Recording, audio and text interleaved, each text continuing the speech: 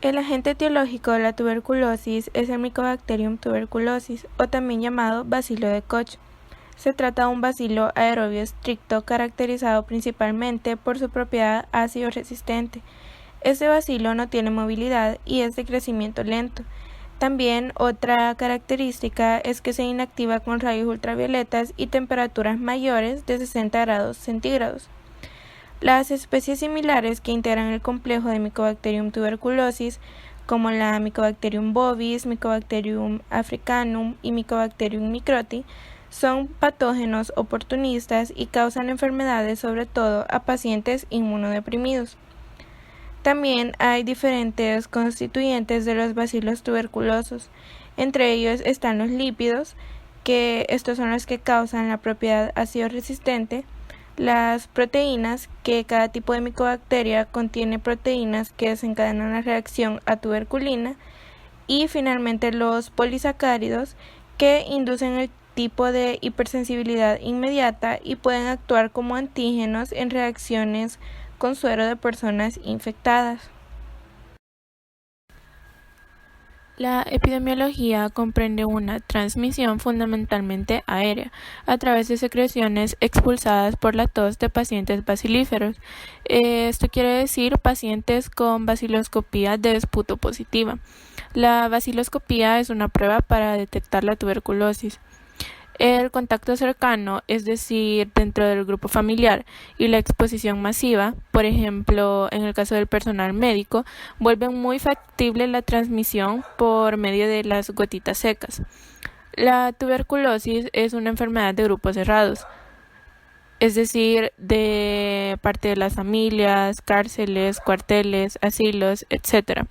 Esto se debe a que el bacilo tiene una rápida inactivación por los rayos ultravioletas y por lo tanto la posibilidad de contagio en espacios abiertos es bastante baja.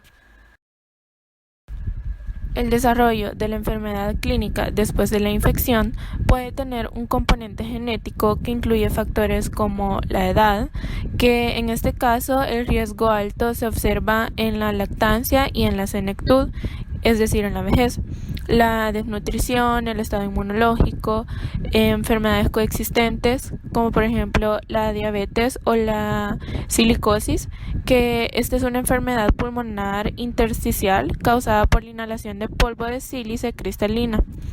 Y también incluye factores de componentes no genéticos, como por ejemplo el hacinamiento, el estrés, el alcoholismo y las migraciones.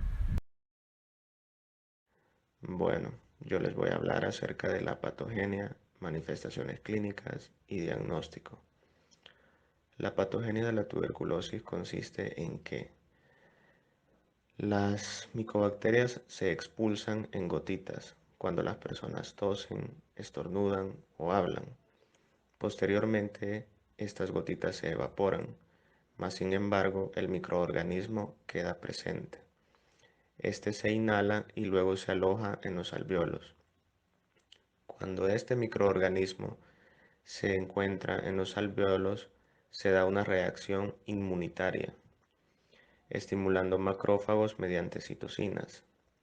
Las micobacterias dentro de los macrófagos se multiplican, lo que posteriormente también generará lesiones a nivel del tejido pulmonar. Esto lo comprenderán mucho mejor cuando se les hable de la anatomía patológica de la tuberculosis. Anatomía patológica. La génesis y el desarrollo de lesiones y su curación o evolución depende principalmente de el número de microbacterias en el inóculo y su proliferación ulterior, y el tipo de hospedador y su respuesta inmunológica. Existen dos lesiones principales, que son las de tipo exudativo y las de tipo productivo o proliferativo. Lesión tipo exudativo. Esta lesión consiste en una reacción inflamatoria aguda con líquido de edema, presencia de leucocitos polimorfos nucleares y más tarde de monocitos alrededor de los bacilos tuberculosos. La lesión en cuestión se identifica en partículas de tejido pulmonar, en donde se asemeja al cuadro de neumonía bacteriana. Puede desaparecer por resolución, de modo que el exudado en su totalidad es absorbido y puede originar una necrosis masiva de tejido o transformarse en el segundo tipo de lesión. En la fase exudativa, la prueba de tuberculina se torna positiva. Lesión tipo productivo. Cuando está totalmente desarrollada, esta lesión, un granuloma crónico, comprende 3 zonas. La primera es la zona central de grandes células gigantes multinucleadas que contienen bacilos tuberculosos. La segunda, una zona media de células epitelioides pálidas dispuestas a menudo en forma radial. Y la tercera, una zona periférica de fibroblastos, linfocitos y monocitos. Más adelante surge el tejido fibroso periférico y la zona central presenta necrosis gaseosa. Tal lesión recibe el nombre de tubérculo. El tubérculo gaseoso puede romperse y vaciar su contenido en el bronquio y formar una cavidad. Más adelante este puede curar por fibrosis o calcificación. Propagación de microorganismos en el hospedador. Los bacilos tuberculosos se propagan en el hospedador por extensión directa, a través de conductos linfáticos y torrentes sanguíneos, y también por los bronquios y vías gastrointestinales. En la infección primaria, los bacilos tuberculosos siempre se propagan desde el sitio inicial, por medio de vasos linfáticos, hacia los ganglios linfáticos regionales. Los bacilos se distribuyen más lejos y llegan a la circulación sanguínea, que a su vez los transporta a todos los órganos. Esto también es llamado distribución miliar. La invasión al torrente sanguíneo también puede hacerse por un tubérculo o un ganglio linfático caseificados. Erosionan una vena y si dicha lesión vacía su contenido en un bronquio, es aspirado y distribuido a otras zonas de los pulmones o deglutido y llega al estómago y a los intestinos. Los sitios intracelulares de proliferación. Una vez que las micobacterias se establecen en los tejidos, lo hacen más bien en el interior de los monocitos, células reticuloendoteliales y células gigantes. La localización intracelular es una de las características que dificulta la quimioterapia y facilita la persistencia microbiana. Cuando el hospedador entra en contacto por primera vez con los bacilos tuberculosos, por lo común se observan las siguientes características. La primera es que surge una lesión exudativa aguda que se propaga de modo rápido a los vasos linfáticos y ganglios linfáticos regionales. La lesión mencionada en los tejidos suele curar en muy corto tiempo. La segunda, el ganglio linfático experimenta caseificación masiva, por lo común termina calcificado. Y la tercera es que la prueba de tuberculina adquiere un carácter positivo. Durante el siglo XX se describió que la infección primaria ocurre por lo general en la niñez y afecta a cualquier parte del pulmón, pero más a menudo los campos pulmonares medios y las bases pulmonares. A menudo se observa un aumento de tamaño en los ganglios linfáticos mediastínicos o iliares. El tipo de reactivación suele depender de bacilos tuberculosos que han sobrevivido en la lesión primaria. La tuberculosis por reactivación se caracteriza por lesiones crónicas en tejido, así como la formación de tubérculos, caseificación y fibrosis. Hay un ataque mínimo de los ganglios linfáticos regionales y no presenta caseificación. El tipo de reactivación casi siempre comienza en el vértice del pulmón, zona en que la presión del oxígeno alcanza su máximo. Las diferencias mencionadas entre la infección primaria y la reinfección o reactivación se han atribuido a la resistencia y a la hipersensibilidad inducida por la infección primaria.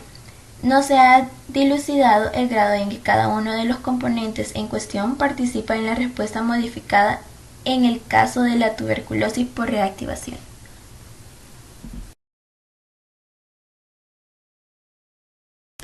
Durante la primera infección con bacilo tuberculoso, el sujeto adquiere cierta resistencia y aumenta la capacidad de localizar los bacilos tuberculosos, retardar y limitar su proliferación, así como reducir la diseminación por vía linfática.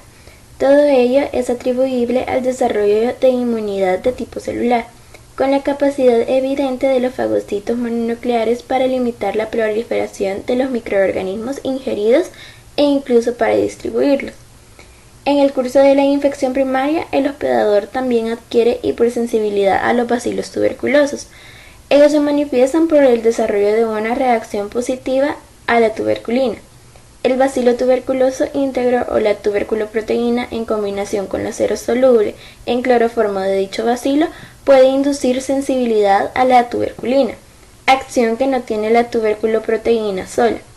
La hipersensibilidad y la resistencia al parecer son factores distintos de reacciones afines mediadas por células. Manifestaciones clínicas. Debido a que el bacilo de la tuberculosis puede afectar cualquier órgano o sistema, sus manifestaciones clínicas son proteiformes.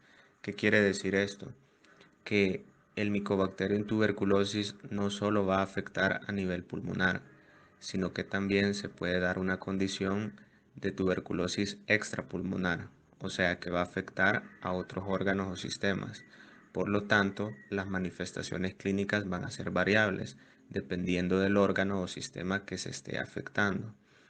Es importante también mencionar que este tipo de condición de tuberculosis extrapulmonar se da habitualmente en pacientes inmunodeprimidos, como por ejemplo VIH positivo.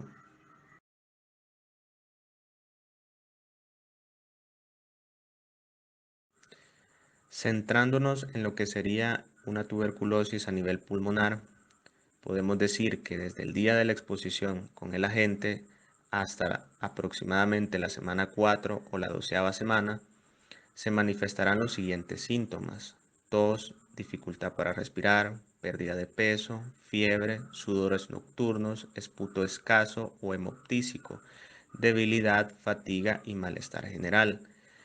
La dificultad para respirar, como el esputo hemoptísico, son debido a las lesiones que se están dando a nivel pulmonar. Como podemos ver también en la imagen, la pérdida de peso es evidente. Los métodos diagnósticos a utilizar y el tipo de secreción o fluido corporal a evaluar en la búsqueda de tuberculosis dependerán del sitio anatómico en el que se sospecha la enfermedad. La baciloscopía de esputo es el método diagnóstico para la tuberculosis más usado. Se realiza a través de coloración de Ziel-Nielsen. Esta tinción puede realizarse además en otras muestras corporales como tejidos y líquidos corporales. Para obtener una muestra de esputo de calidad, debe recomendarle al paciente recolectar la muestra de esputo en un área con ventilación, preferentemente al aire libre y no en lugares encerrados como el baño.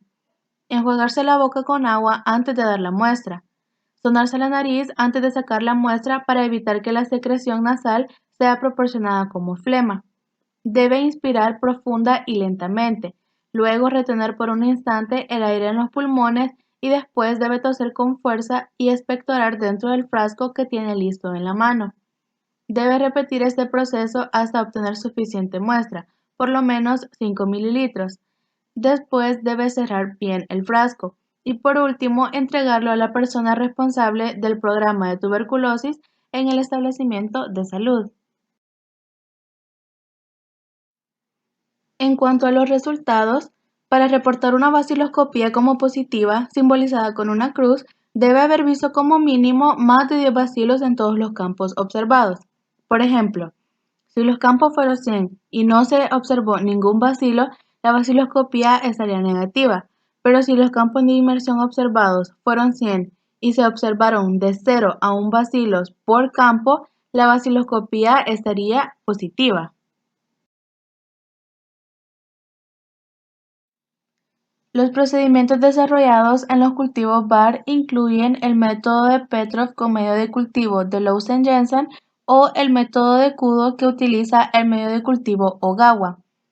Este se debe indicar para personas con los siguientes casos: con 3 baciloscopías negativas y con alta sospecha de tuberculosis pulmonar, en tuberculosis infantil en todas sus formas, en tuberculosis extrapulmonar, en personas con VIH, en baciloscopía con 1 a 9 bacilos en 100 campos, también en pacientes con diabetes mellitus, enfermedad renal, cáncer y con trasplantes de órganos, y en otros pacientes inmunocomprometidos. En cuanto a los resultados del cultivo VAR, estos resultarían negativos si estos no presentan ningún desarrollo luego de la inspección de la 8ª semana de incubación, y resultarían positivos si se observan de 20 a 100 colonias o más de 100 colonias en colonias separadas o colonias confluentes, que estas ya serían incontables. Todo paciente con tuberculosis debe recibir como mínimo 5 consejerías, con el propósito de lograr la adherencia al tratamiento, disminuir o eliminar barreras, prácticas de riesgo y adquirir conductas saludables. Estas consejerías deben ser proporcionadas por el personal de salud capacitado. Esta es considerada como un diálogo confidencial entre el orientador y el usuario, a través de la cual se contribuye a disipar temores y a reducir ansiedad. También esta debe proveer elementos para que el usuario tome decisiones de forma racional y libre de presiones acerca de su situación de salud, y puede comprometerse a participar conscientemente en el autocuidado y cumplir con las indicaciones proporcionadas por el personal de salud hasta lograr su curación. Una consejería debe tener una duración mínima de 30 minutos o más de acuerdo a las necesidades del usuario. Por ejemplo, en una consejería se debe tener conocimiento previo del paciente acerca de la enfermedad, mitos, creencias y temores. Debe tener también conocimiento sobre métodos diagnósticos por el cual se le diagnosticó la enfermedad y evaluar el grado de comprensión que tiene el paciente acerca de esta enfermedad. Antecedentes sobre el tratamiento previo, prácticas de riesgo y problemas sociales, identificación de contactos, educación sobre la enfermedad, exámenes de control, tratamiento que va a recibir y la importancia que éste sea estrictamente supervisado. Y también se debe estimular al paciente a que cumpla con el tratamiento estrictamente supervisado en boca. En cuanto al tratamiento de la tuberculosis, existen diferentes medicamentos que pueden ser utilizados. El de preferencia es la isoniazida, en presentación de 100 miligramos o 300 miligramos. En su dosis diaria debe ser 5 miligramos por kilogramo de peso, con una dosis máxima de 400 miligramos. Y cuando es 3 veces por semana, son 10 miligramos por kilogramo de peso, con una dosis máxima diaria de 900 miligramos.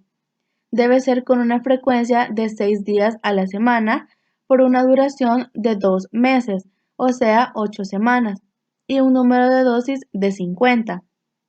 En cuanto al embarazo y lactancia, la mujer embarazada con tuberculosis recibe el tratamiento igual a la no embarazada, exceptuando el uso de streptomicina por los efectos de la ototoxicidad, o sea, hipoacusia en el feto, y los medicamentos para la tuberculosis pueden secretarse por la leche materna en pequeñas cantidades.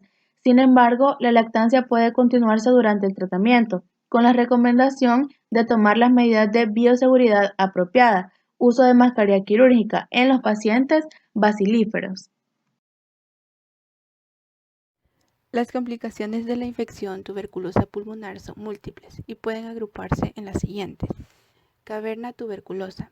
Se desarrolla a partir de áreas de calcificación que en su crecimiento erosionan la pared bronquial, dando lugar a la ventilación directa de la lesión. El resultado es una cavidad en cuyas paredes hay material gaseoso con bacilos y reacción granulomatosa periférica.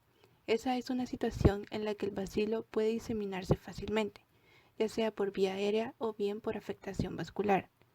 Tuberculosis miliar es el resultado de la diseminación hematógena del bacilo. Consiste en la presencia de las lesiones puntiformes de 1 o 2 milímetros blanco-amarillentas. Microscópicamente se corresponden con grupos de granulomas. Pueden verse en pulmón o en otros órganos, como el hígado. Bronconeumonía gaseosa es una forma poco frecuente de afectación pulmonar, con proceso exudativo extenso y abundantes bacilos. Tuberculosis de órganos. Se produce cuando hay una diseminación a distancia de la infección tuberculosa, con afectación localizada y desarrollo de lesiones gaseosas en un órgano, como ocurre en el riñón. Prevención y control. Existen 3 maneras de prevención.